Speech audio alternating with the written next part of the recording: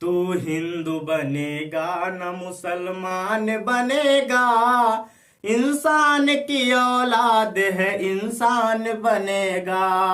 तू हिंदू बनेगा न मुसलमान बनेगा, इंसान की औलाद है इंसान बनेगा।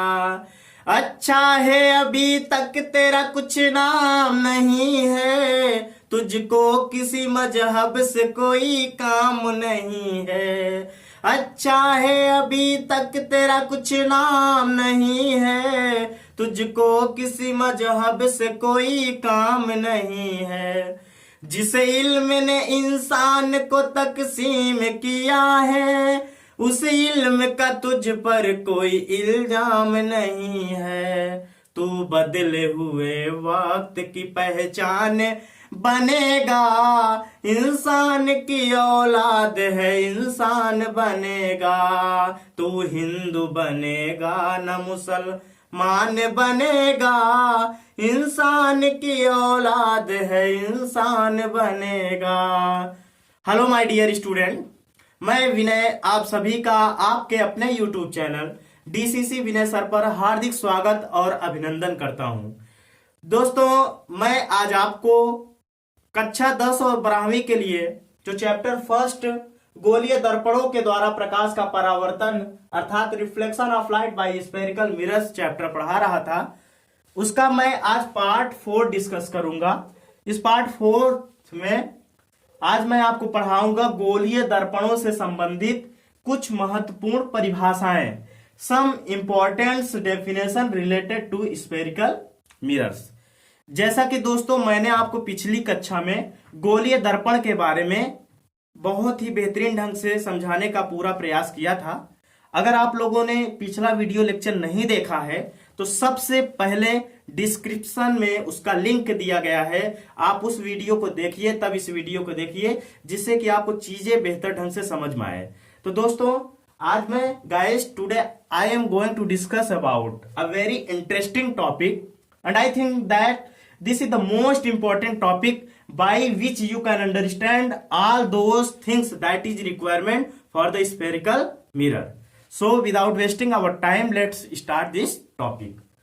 तो चलिए दोस्तों, हम लोग देखते हैं कि गोलीय दर्पणों से संबंधित कुछ महत्वपूर्ण परिभाषाएं क्या क्या हैं। तो इसमें सबसे पहली परिभाषा हम लोग गोलीय दर्पण में पढ़ेंगे, उसका नाम होता है दर्पण का ध्रुव। दर्पण का ध्रुव, दर्पण का ध्रुव, इसको अंग्रेजी में पोल बोलते हैं दोस्तों। ध्रुव को पोल बोलते हैं। दर्पण मिरर आप जानते हैं, लेकिन यहां हम गोलीय दर्पण से संबंधित पढ़ेंगे। तो सबसे पहला हेडिंग हमारा है दर्पण का ध्रुव या गोलीय दर्पण का ध्रुव। तो यहां पर ध्रुव को अंग्रेजी में पोल बोलते हैं। आइए हम बात करते हैं। जैसे ये हमारा, ध्यान दीजिएगा, ये हमारा कौन सा दर्पण हुआ, ये हम बना दिए आपको अवतल दर्पण। कौन सा दर्पण है? अवतल दर्पण दोस्तों। और ये कौन सा दर्पण है? उत्तल दर्पण। आप जानते हैं कि अवतल दर्पण किस दर्पण को कहते हैं? ऐसा गोलीय दर्पण जिसका उभरा हुआ भाग, जिसको बल्जिंग आउट सरफेस बोलते हैं, उभरा हुआ भाग पॉलिश किया हुआ हो, जबकि दबा हुआ भाग जो होता है, बेंट इन सरफेस जिसको बोलते हैं, वो परावर्तक तल हो, उस दर्पण को हम लोग क्या कहते हैं? अवतल दर्पण, कनकेव मिरर, अवतल दर्पण। ये गोलीय दर्पण का ही भाग होता है। इसको क्या कहेंगे हम लोग? जस्ट इसी का अपोजिट है, इसको कहेंगे उत्तल दर्पण, कन्वेक्स मिरर, उत्तल दर्पण। देखिए दोस्तों, दर्पण का ध्रुव पहली ही डेफिनेशन है। ये होता क्या है? ये पूरा दर्पण का द्वारक है, सॉरी दर्पण का द्वारक तो है ही, साथ ही साथ ये परावर्तक तल भी है। तो परावर्तक, गोलीय दर्पण का जो परावर्तक तल है उसका मध्य बिंदु, जैसे ये दर्पण है, इसका मध्य बिंदु ये है, ये दर्पण है, इसका मध्य बिंदु ये है। तो गोलीय दर्पण के परावर्तक तल के, जो परावर्तक तल है ये पूरा घुमावदार, ये जहां चिकना भाग से परावर्तन होता है, उसका मध्य बिंदु ही, मतलब बीचों बीच का जो बिंदु होगा, पॉइंट होगा, उसी को हम लोग दर्पण का ध्रुव कहते हैं। इसको हम लोग पी से रिप्रेजेंट करते हैं। किससे? पी से। तो इसका मतलब ये क्या हो गया? पी है। ये क्या हो गया? दर्पण का ध्रुव पी है। तो दर्पण के ध्रुव की परिभाषा बेसिकली हम लोग दे सकते हैं कि गोलीय दर्पण के परावर्तक तल के, ये परावर्तक तल है पूरा, परावर्तक तल के मध्य बिंदु को, मतलब बीच वाले बिंदु को, मिडल पॉइंट को हम लोग दर्पण का ध्रुव कहते हैं। इसे पी से रिप्रेजेंट करते हैं। तो ये तो पहली परिभाषा हो गई दर्पण का ध्रुव। ठीक है। दूसरी परिभाषा जो होती है वो होती है वक्रता केंद्र। वक्रता केंद्र, जिसको अंग्रेजी में सेंटर ऑफ कर्वेचर बोला जाता है, सेंटर ऑफ कर्वेचर। दोस्तों ध्यान दीजिएगा, इंग्लिश मोस्ट है, मैंने हर वीडियो लेक्चर में आपको बताया है। वक्रता केंद्र, जिसको सेंटर ऑफ कर्वेचर के नाम से जाना जाता है, वक्रता केंद्र होता क्या है सबसे पहले ये जान लीजिए आप लोग।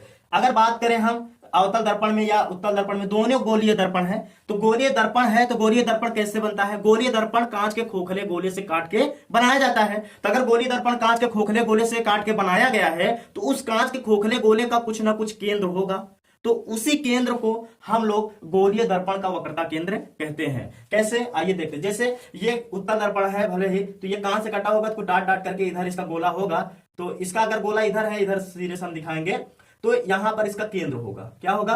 केंद्र होगा, यही केंद्र है। इसको भी अगर हम लोग देखें डाट डाट करके अगर थोड़ा सा बढ़ाए हैं तो इसका भी केंद्र यहां पर आएगा।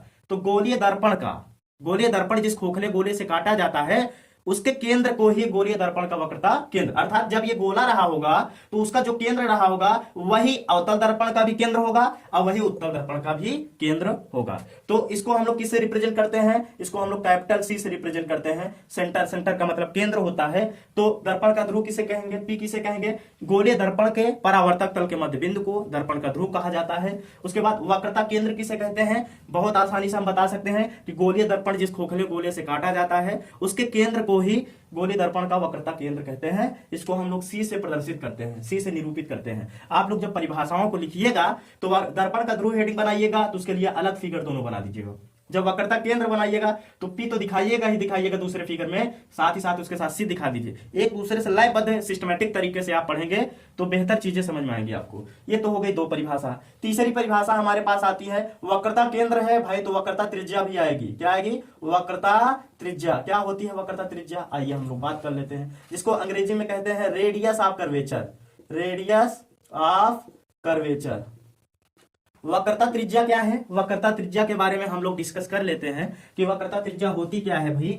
वक्रता त्रिज्या वक्रता केंद्र से ही संबंधित होती है। तो आप सिंपली बताइए ना, वक्रता केंद्र खोखले कांच का गोले का जो केंद्र रहा होगा वही गोलीय दर्पण की वक्रता त्रिज्या वक्रता केंद्र हो गया। तो उसी तरीके से वक्रता त्रिज्या की परिभाषा हम लोग देख सकते हैं कि गोलीय दर्पण जिस कांच के खोखले गोले से काटा जाता है उसकी त्रिज्या को ही गोलीय दर्पण की वक्रता त्रिज्या कहा जाता है। तो ये तो पहली परिभाषा आप दे सकते हैं। दूसरी परिभाषा आप आसानी से ये भी दे सकते हैं कि वक्रता केंद्र और ध्रुव, ध्यान दीजिएगा, वक्रता केंद्र और ध्रुव को मिलाने वाली सीधी रेखा को क्या कहा जाता है? वक्रता त्रिज्या कहा जाता है। ध्यान दीजिएगा, या आप ऐसे कह दीजिए कि वक्रता केंद्र और ध्रुव के बीच की दूरी को वक्रता त्रिज्या कहा जाता है।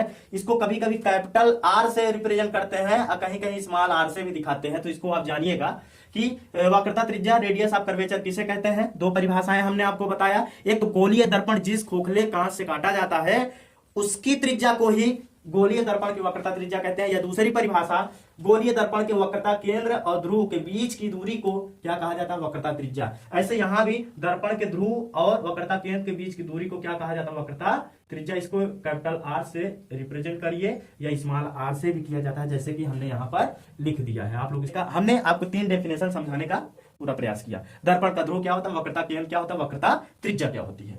तो चौथी परिभाषा है दोस्तों, उसको हम लोग कहते हैं, चौथी परिभाषा को मुख्य अक्ष। मुख्य अक्ष अंग्रेजी में इसको बोलेंगे प्रिंसिपल एक्सिस। मुख्य अक्ष की अंग्रेजी क्या होती है? Principal axis. मुख्य अक्ष है क्या दोस्तों? आइए हम लोग बात कर लेते हैं। देखिए, मुख्य अक्ष कोई अलग टॉपिक नहीं है, ये काल्पनिक रेखा होती है। क्या है वो काल्पनिक रेखा? देखिए, जैसे यहाँ सी और पी है ना, सी और पी से होकर जाने वाली काल्पनिक सीधी रेखा को हम लोग मुख्य अक्ष नाम देते हैं। ये इससे होकर सीधी रेखा जो जाती है काल्पनिक रेखा, यही क्या है? मुख्य अक्ष है। तो अगर आपसे कोई पूछेगा कि मुख्य अक्ष की परिभाषा बताइए, प्रिंसिपल एक्सिस की डेफिनेशन बताइए, तो आप आसानी से बताइएगा कि वक्रता केंद्र और ध्रुव से होकर जाने वाली सीधी काल्पनिक रेखा मुख्य अक्ष कहलाती है। तो ऐसे यहां भी गोलीय दर्पण के वक्रता केंद्र और ध्रुव से होकर जाने वाली सीधी काल्पनिक रेखा क्या कहलाएगी? प्रिंसिपल एक्सिस कहलाएगी, मुख्य अक्ष कहलाएगी। ये काल्पनिक रेखा होती है, इसको हम पूरा खींचेंगे लेकिन ये काल्पनिक रेखा होती है। बाद में चीजों को जब समझेंगे तो जानेंगे। सी और पी तो आपको बेहतर समझ में आ गया। पी क्या होता है, सी क्या होता है, सी और पी के बीच की दूरी क्या होती है, और सी और पी से जाने वाली सीधी काल्पनिक रेखा क्या कहलाती है, मुख्य अक्ष कहलाती है। इधर भी देख लीजिए, अवतल दर्पण उत्तल दर्पण दोनों में। तो 4 परिभाषाएं हो गई हमारे बीच। आइए कुछ और परिभाषाओं के बारे में हम लोग डिस्कस करते हैं।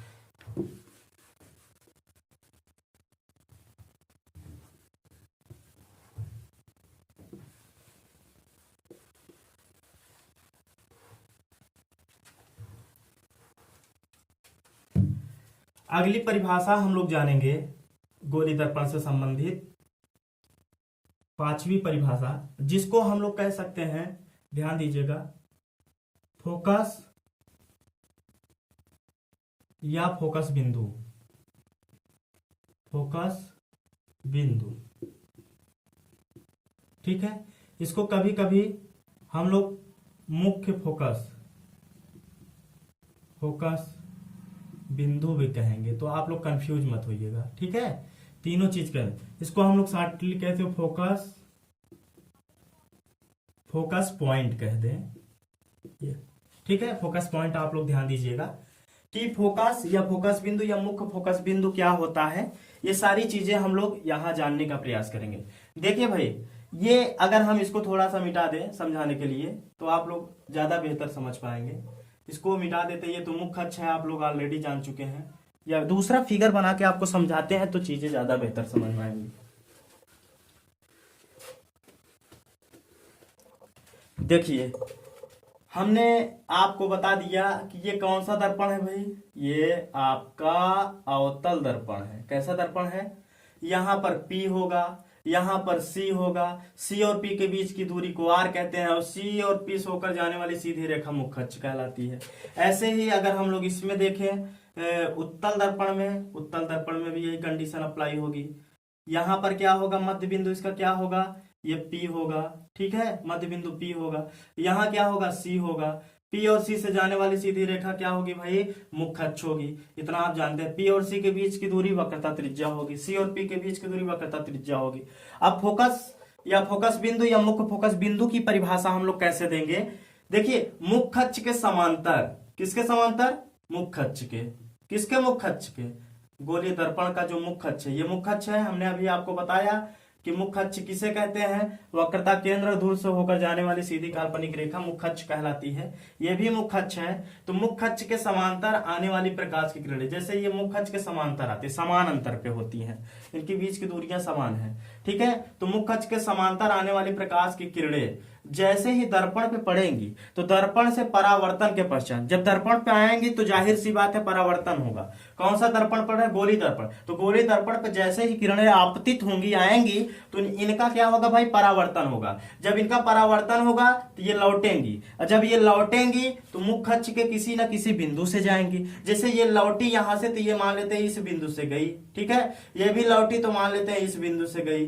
तो जब ये लौटेंगी तो मुख्य अक्ष के किसी न किसी बिंदु से जाएंगी, या तो जाती हुई क्या हो जाएंगी, प्रतीत। जैसे ये वाली किरण ऐसे परावर्तित हुई, तो दोनों किरणें तो कहीं मिल नहीं रही हैं। देखिए, ऐसे परावर्तित होकर कहीं मिली नहीं। इसको डांट डांट करके हम लोग पीछे बढ़ाएंगे, इसको भी डांट डांट करके पीछे बढ़ाएंगे। तो कहने का मतलब हमारा ये है कि मुख्य अक्ष के समांतर आपतित मतलब आने वाली प्रकाश की किरणें गोलीय दर्पण से परावर्तन के बाद जैसे ही गोली दर्पण पे पड़ेंगी तो परावर्तन होगा।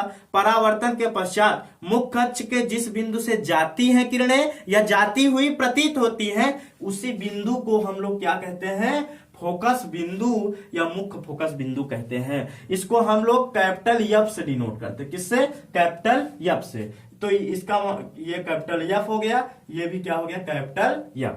देखिए, फिर से एक बार मैं परिभाषा आपको बता दे रहा हूं कि मुख्य अक्ष के समांतर आने वाली प्रकाश की किरणें गोलीय दर्पण से, चाहे अवतल दर्पण हो चाहे उत्तल दर्पण हो, गोलीय दर्पण से परावर्तन के पश्चात मुख्य अक्ष के जिस बिंदु से किरणें जाती हैं या जाती हुई देखिए प्रतीत होती हैं, उसी बिंदु को हम लोग फोकस बिंदु के नाम से जानते हैं। ये तो फोकस बिंदु की परिभाषा हो गई। इसको कैपिटल एफ से प्रदर्शित करते हैं। इसी में एक परिभाषा हम लोग और देख लेते हैं। जब फोकस बिंदु है, जैसे वक्रता केंद्र था तो वक्रता त्रिज्या इसी से बना था। तो छठवां परिभाषा हम लोग जानेंगे, फोकस दूरी। क्या चीज दोस्तों? फोकस दूरी, जिसको हम लोग फोकल लेंथ बोलते हैं। ध्यान दीजिएगा, फोकल लेंथ, फोकस दूरी। फोकस दूरी क्या है? बहुत ही आसान डेफिनेशन है। जैसे ये फोकस बिंदु है, ये फोकस बिंदु है। फोकस बिंदु अर्थात मुख्य फोकस या मुख्य फोकस बिंदु या फोकस बिंदु और ध्रुव, ये दर्पण का ध्रुव, इसके बीच की दूरी को, जैसे हम लोग सी और पी के बीच की दूरी को वक्रता त्रिज्या कहा था, वैसे ही फोकस बिंदु और ध्रुव के बीच की दूरी को फोकस दूरी कहा जाता है। इसको स्मॉल एफ से डिनोट किया जाता है। ऐसे यहां देखिए, पी और कैपिटल एफ के बीच की दूरी को स्मॉल एफ अर्थात फोकस दूरी कहा जाता है। तो कोई आपसे पूछेगा फोकस दूरी की परिभाषा बताइए, तो आप बताएंगे गोलीय दर्पण के या दर्पण के फोकस बिंदु और ध्रुव के बीच की दूरी को फोकस दूरी कहा जाता है। इससे स्मॉल एफ से प्रदर्शित किया जाता है। तो ये हो गया फोकस दूरी की परिभाषा। आइए कुछ और 2-3 परिभाषाएं देख लेते हैं जो इंपॉर्टेंट है इसके लिए।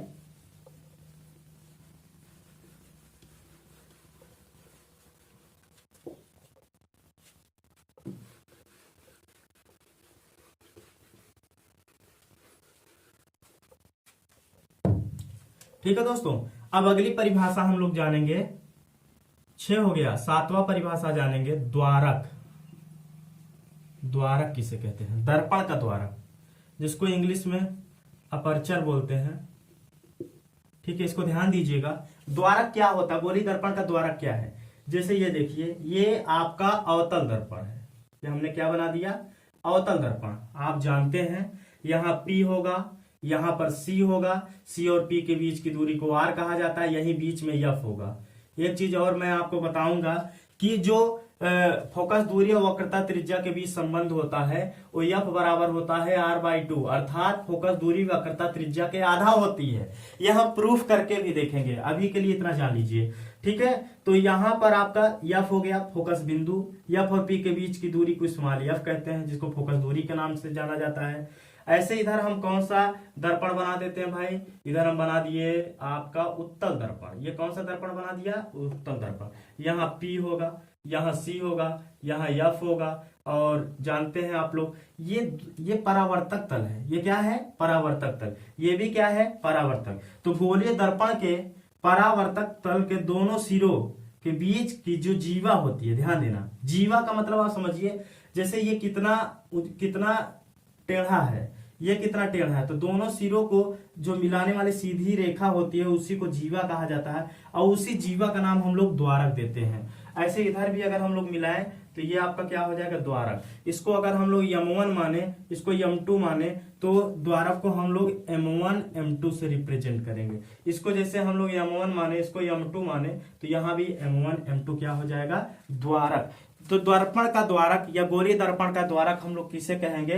कि गोलीय दर्पण के दोनों सिरों को मिलाने वाली सीधी जीवा ही दर्पण का क्या कहलाती है? द्वारक कहलाती है। या गोलीय दर्पण के परावर्तक तल के दोनों सिरों को मिलाने वाली सीधी जीवा, ध्यान दीजिए, जीवा ही क्या कहलाती है? तो दर्पण का द्वारक कहलाती है। ये भी दर्पण का क्या है? द्वारक है। इसको आप लोग ध्यान दे दीजिएगा, दर्पण का द्वारक क्या होता है। अब 7वें के बाद 8वां परिभाषा हम लोग जानते हैं, अभिलंब क्या होता है? अभिलंब, जिसको अंग्रेजी में नॉर्मल कहते हैं। वैसे तो हम लोग अभिलंब ऑलरेडी दर्पण के परावर्तक वाले टॉपिक में हम लोगों ने डिस्कस कर लिया। यहाँ हम लोग गोलीय दर्पण से संबंधित अभिलंब की बात करेंगे। आप लोग आगे चल के वृत्त एक चैप्टर पढ़ेंगे, उसमें आप लोग जानेंगे कि ध्यान दीजिएगा, जैसे ये वृत्त का केंद्र है, ठीक है, और ये वृत्त की क्या है? त्रिज्या है। तो वृत्त के केंद्र से वृत्त की जो त्रिज्या होती है, यहाँ पर कोई स्पर्शी खींच दिया जाए। स्पर्शी का मतलब एक बिंदु पर स्पर्श करके जो रेखा वृत्त को परिधि को छूकर जाती है। तो वृत्त की त्रिज्या से, वृत्त का जो केंद्र होता है वहां से खींची जाने वाली त्रिज्या जो होती है, वहां से अगर कोई स्पर्शी खींचा जाए तो उस पे क्या होती है? लंब होती है, 90 डिग्री के एंगल बनाती है। तो उसी तरीके से आप ये बताइए भाई, अगर ये एक तरीके से गोले का ही पार्ट है, अगर इसको बढ़ाया तो एक तरीके से गोले से ही कटा है, तो अगर ये केंद्र है, ऐसे यहां भी देखिए केंद्र है, अगर इसको मैं इस पॉइंट से इस पॉइंट तक मिला दिया, ध्यान दीजिएगा, ये तो परिधि हुआ ना, ये परिधि हुआ। परिधि सर्कमफिरेंस, चारों तरफ का घेरा जो होता है वो परिधि होता है। तो परिधि से, ध्यान दीजिएगा, परिधि से केंद्र तक की पर मतलब जो गोलीय दर्पण है उसके किसी बिंदु से अगर केंद्र पर कोई रेखा खींची जाए तो रेखा उस बिंदु पर क्या रहेगी, इस बिंदु पर 90 डिग्री का एंगल बनाएगी, अर्थात लंब होगी। अर्थात हम कह सकते हैं कि केंद्र से अगर गोलीय दर्पण के किसी बिंदु पर कोई रेखा खींची जाए तो केंद्र से जो खींची गई रेखा है वही क्या कहलाएगी, अभिलंब, क्योंकि वो उस बिंदु पर अर्थात जो गोलीय दर्पण के बिंदु पर जहां पर जाएगी उस बिंदु पर लंब होगा, इसलिए इसका नाम क्या हो जाएगा, अभिलंब। तो द्वारक क्या हुआ हमने बता दिया कि गोलीय दर्पण के परावर्तक तल के दोनों सिरों को मिलाने वाली सीधी जीवा दर्पण का द्वारक कहलाती है। अभिलंब क्या होता है कि गोलीय दर्पण के किसी बिंदु से, ध्यान दीजिए, गोलीय दर्पण के किसी बिंदु से वक्रता केंद्र को मिलाने वाली सीधी रेखा, जो सीधी रेखा होती है वो सीधी रेखा उस बिंदु पर लंब होती है, इसे ही हम लोग अभिलंब कहते हैं। अभिलंब कोई बड़ा इशू नहीं है, बस समझिएगा कि यहां से अगर हम कोई रेखा केंद्र पे खींचते हैं तो ये जिस बिंदु पर यहां पर थी उसी पे ये क्या होगी, लंब, क्योंकि हमने केंद्र से खींचा, बस इतना जान लीजिए, ठीक है। उसके बाद यहां भी वही कंडीशन अप्लाई होगी, ठीक, ऐसे ही। तो ये हुआ अभिलंब की परिभाषा। अब हम लोग अभिलंब के बाद 7, 8, 9वीं डेफिनेशन देखेंगे, फोकस तल। फोकस तल जिसको अंग्रेजी में फोकस प्लेन बोलते हैं, फोकल प्लेन। ध्यान दीजिए फोकल प्लेन होता क्या है लोग जान लेते हैं।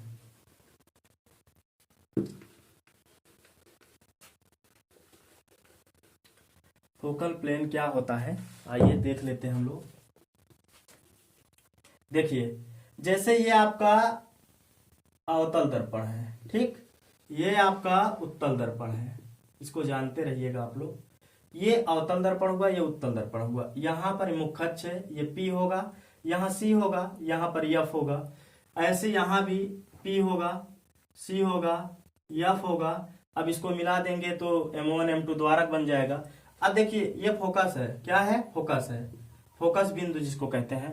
ध्यान दीजिएगा मुख्य अक्ष के अभिलंबवत, किसके अभिलंबवत, जैसे ये मुख्य अक्ष है इसके अभिलंबवत फोकस बिंदु से होकर जाने वाले तल को, ये जो तल है देखिए ये पूरा हिस्सा, अगर कोई रेखा ऐसे जा रहे थे, इधर का तल और उधर का तल किसके लंबवत, मुख्य अक्ष के। ये जो मुख्य अक्ष है, मुख्य अक्ष के लंबवत फोकस बिंदु से होकर जाने वाले अभिलंबवत तल को हम लोग फोकस तल कहते हैं। फिर से समझिएगा, ये कह सकते हैं कि फोकस बिंदु के होकर जाने वाली सीधी अभिलंबवत रेखा जो मुख्य अक्ष के अभिलंबवत होती है वही फोकस तल कहलाती है।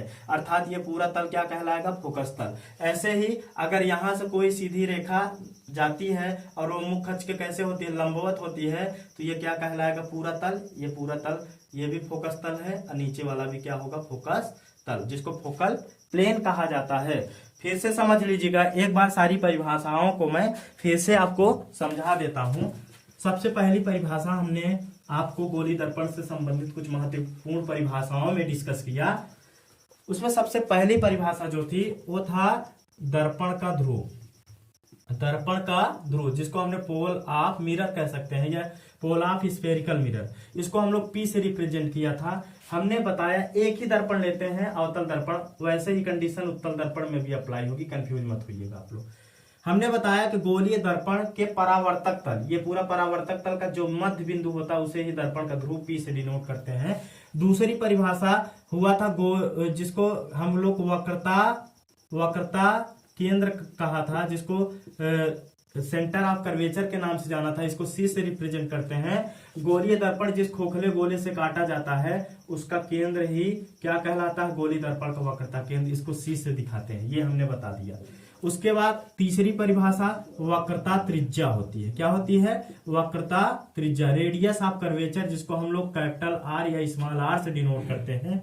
वक्रता त्रिज्या क्या होती है, अब जाहिर सी बात है गोलीय दर्पण जिस खोखले कांच से काटा गया है उसकी भी एक त्रिज्या रही होगी। जैसे ये केंद्र है तो यहां से यहां तक की दूरी जो है त्रिज्या हो गई, तो ये त्रिज्या क्या होती है बताइए भाई, ये त्रिज्या ही क्या कहलाएगा, वक्रता त्रिज्या, या दूसरे शब्दों में कहे वक्रता केंद्र और ध्रुव के बीच की दूरी को वक्रता त्रिज्या कहा जाता है। ठीक है, अब यही चीज हमने आपको बताया है। चौथा जान लीजिए अभिलंब के बारे में, बस कुछ अलग नहीं है।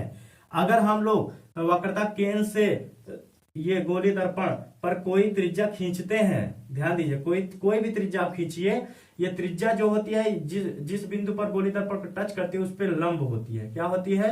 लंब होती है। इसी त्रिज्या का नाम हमने रखा था अभिलंब। इसी को हमने परिभाषित करके आपको बताया भी था। ये अभिलंब की बात हो गई, ठीक है। उसके बाद हम आपको बताए हैं कि मुख्य अक्ष क्या होता है। मुख्य अक्ष बहुत ही आसान परिभाषा है कि मुख्य अक्ष क्या है, प्रिंसिपल एक्सिस है क्या। मुख्य अक्ष वक्रता केंद्र और ध्रुव से होकर जाने वाली सीधी काल्पनिक रेखा को क्या कहा जाता है? मुख्य अक्ष कहा जाता है। यही काल्पनिक रेखा क्या कहलाएगी भाई? मुख्य अक्ष कहलाएगी। मुख्य अक्ष के बाद हमने आपको बताया था फोकस बिंदु, छठवां डेफिनेशन, फोकस बिंदु। ये फोकस बिंदु क्या है? फोकस बिंदु हमने बताया था, इसको कैपिटल एफ से डिनोट करते हैं कि मुख्य अक्ष के समांतर आने वाली प्रकाश की किरणें दर्पण से परावर्तन के बाद मुख्य अक्ष के जिस बिंदु से जाएंगी या जाती हुई प्रतीत होंगी। देखिए, अवतल दर्पण में जा रही है और उत्तल दर्पण में जाती हुई प्रतीत होती है, तो जिस बिंदु से जाती है या जाती हुई प्रतीत होती है मुख्य अक्ष के, उसी बिंदु को हम लोग कैपिटल एफ अर्थात फोकस बिंदु कहते हैं। फोकस बिंदु के बाद आपका 7वां टॉपिक आता है फोकस दूरी। क्या आता है? फोकस दूरी। फोकस दूरी को हम लोग स्मॉल एफ से डिनोट करते हैं। यही है फोकस बिंदु, ध्यान दीजिएगा, ये जो आपका यहाँ पर पॉइंट गया ये सी है। फोकस बिंदु एफ जो है, एफ और पी के बीच की दूरी को फोकस दूरी स्मॉल एफ कहा जाता है। अर्थात हम कह सकते हैं गोलीय दर्पण के फोकस बिंदु और ध्रुव के बीच की दूरी को फोकस दूरी कहा जाता है। अगली कड़ी में हमने आपको बताया था फोकस दूरी के बाद फोकस तल बताया था। फोकस तल, फोकल प्लेन जिसको कहते हैं, अर्थात फोकस बिंदु के अभिलंबवत, मुख्य अक्ष के अभिलंबवत तल को क्या कहते हैं? फोकस तल कहते हैं। या ऐसे कह सकते हैं मुख्य अक्ष के अभिलंबवत ऐसा तल जो फोकस से होकर जाता है वो क्या कहलाता है? फोकस तल कहलाता है। फिर लास्ट परिभाषा हमने आपको द्वारक बताया था, दर्पण का द्वारक। अब दर्पण का द्वारक किसे कहते हैं? ये बहुत ही आसान था कि गोलीय दर्पण का जो परावर्तक तल का ऊपरी और निचला सिरा होता है, दोनों सिरों को मिलाने वाली जो जीवा होती है उसी को दर्पण का द्वारक कहते हैं। इसे M1 M2 हम अगर रिप्रेजेंट करें तो ये M1 M2 दर्पण का द्वारक होता है। तो देखिए दोस्तों, हम लोगों ने डिस्कस किया आज के लेक्चर में गोलीय दर्पणों से संबंधित कुछ महत्वपूर्ण परिभाषाओं के बारे में। मुझे पूरा विश्वास है कि ये वीडियो लेक्चर आपके लिए बहुत ही बेनिफिशियल होने वाला है। अगर वीडियो आपको पसंद आता है तो वीडियो को लाइक कीजिए, हमारे चैनल को सब्सक्राइब कर लीजिए, और जिससे कि आने वाली वीडियो की नोटिफिकेशन आपको आसानी से मिल सके। अपने दोस्तों के साथ भी शेयर करें और कमेंट के माध्यम से अपने विचारों को प्रस्तुत करें, जिससे कि मुझे पता हो पाए कि ये वीडियो कैसे आप लोगों को पसंद आ रही है। आज के लिए इतना ही।